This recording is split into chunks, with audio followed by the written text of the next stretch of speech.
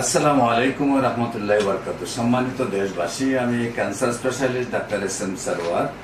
বিশেষ করে আপনারা জানেন যে ক্যান্সার হলে আনসার নেই, সারা ওয়ার্ল্ডের ডাক্তারদের বক্তব্য।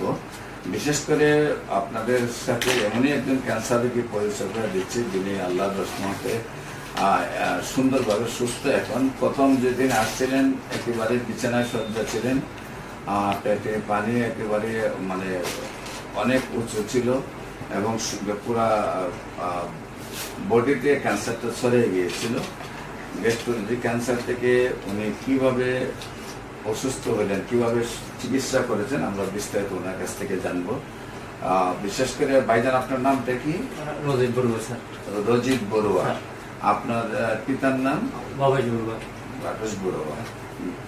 আপনাদের গ্রাম? আমাদের গ্রাম স্যার বীরেশ্বর থানা অন্তর্গত দমদমা গ্রাম। Post office? সাতকান্দি। থানা? বীরেশ্বর। জেলা? চট্টগ্রাম জেলা। আচ্ছা, আপনি প্রথম কি অসুস্থতা হলেন এবং কিভাবে চিকিৎসা শুরু করলেন? আমি স্যার অর্থাৎ আমার প্রথমে স্যার জন্ডিস ছিল, জন্ডিস থেকে হেপাটাইটিস বি থেকে পরে হঠাৎ অসুস্থ হয়, তারপর থেকে আবার লিভার সিলস। তখন আমি লিভার সিলসের এখানে বাংলাদেশে ডাক্তার দেখালাম, ওনারা বলছে উন্নত চিকিৎসার জন্য ইন্ডিয়া যাওয়ার জন্য। তো ইন্ডিয়াতে আমি আইএলবিএস হসপিটাল দিল্লিতে এখানে গেছিলাম স্যার। ওখানে অনেকবার গেছে স্যার, প্রায় 20-22 লক্ষ টাকা আমার খরচ হয়ে গেছে, কিন্তু কোনো উন্নত হয়নি স্যার। তো ওখান থেকে আমি পরে ওখানে বলছি লিভার ট্রান্সপ্লান্ট করার জন্য অথবা ওই 21 দিন পর থেরাপি দেওয়ার জন্য। তো এখানে স্যার অনেক ব্যয়বহুল, কিন্তু আমার পক্ষে এটা সম্ভব হয়নি। তখন আমি এবং আমার জন্ডিসটা বেশি ছিল, ওরা জন্ডিসটা কমাতে পারেনি। প্রায় 2 মাস ছিলাম ওখানে, জন্ডিসও কমাতে পারি। পরে আমি চলে আসলাম দেশে আসি স্যার। এই তখন ইন্টারনেটে রিগার্ড করছিলাম স্যার, আপনার সন্ধান পেয়েছি স্যার। তো এখন আপনার চিকিৎসা নিয়ে মোটামুটি স্যার অনেক ভালো আছি আমি স্যার।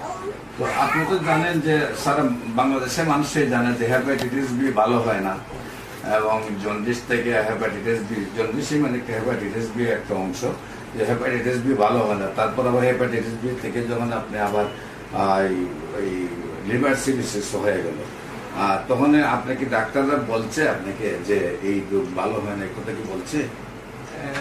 ডাক্তার ওইরকম তেমন কিছু বলে না স্যার। আমি চিকিৎসা হিসেবে নিয়েছে।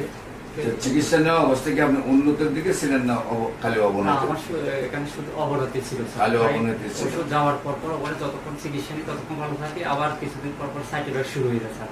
আমার পুরো শরীর মানে ইনফেকশন হয়ে গেছিল, এই জন্ডিস ক্যান্সারটা পুরো শরীর সরা যাচ্ছে স্যার। আপনার টোটাল কত টাকা গেছে? আমার ওখানে 20-এর উপরে চলে গেছে, 20 লক্ষ টাকা। প্রায় 20 লক্ষ টাকার মতো খরচ করেও আপনি কোনো রেজাল্ট পান না। তারপরে ইন্টারনেটে আমাদের দেখে শিখে আপনি আমার কাছে আসেন। তো আমার এখানে চিকিৎসা কতদিন হলো আপনার? আমি স্যার 2 মাস শেষ হয়েছে স্যার, 3 মাসের জন্য রানিং চলবে। আমার আমাদের স্যার এখন তো আপনি রিপোর্টও করাইছেন? রিপোর্টও করছে। আমার জন্ডিসটা ছিল গত মাসে 25 ছিল, এখন 1 এখন আছে একেবারে 1.42।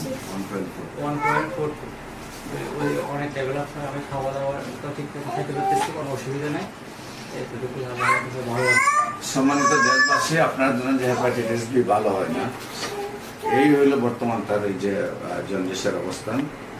যেখানে আপনারা জানেন হেপাটাইটিস বি ভালো হয় না, আবার হেপাটাইটিস বি থেকে তার ক্যান্সার হয়ে গেছে।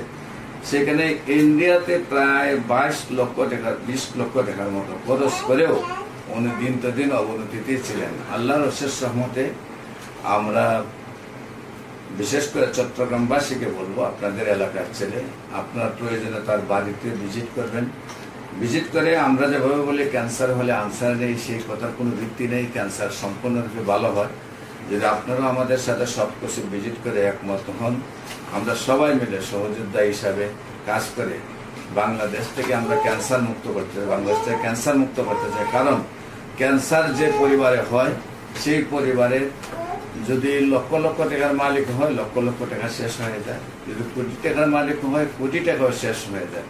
রোগীটাও মারা যায়, পরিবারটাকে ধ্বংস করে দিয়ে যায়। তো আমরা হোমিওপ্যাথিক চিকিৎসায় খুবই অল্প পয়সায় যেখানে সুস্থ হয়ে যায়, এবং আপনারা ক্যান্সার গবেষক অধ্যক্ষ ডাক্তার এস.এম. সারওয়ার ইউটিউবে লিখলে প্রায় 4,500-এর ঊর্ধ্বে ক্যান্সার রোগীর সাক্ষাৎকার করেন, যারা সুন্দরভাবে সুস্থ হয়েছে। আর আজকে আপনাদের সামনে 2 মাসে, মাত্র 2 মাসে উনি টোটালি সুন্দরভাবে সুস্থ হয়েছেন, সেটা আপনাদের সামনে তুলে ধরলাম। আমাদের সাথে যোগাযোগের জন্য স্ক্রিনে দেওয়া নম্বরে যোগাযোগ করবেন এবং আমাদের অফিস ভিজিট করার জন্য আপনাদেরকে আমন্ত্রণ জানিয়ে শেষ করছি। সবাইকে ধন্যবাদ।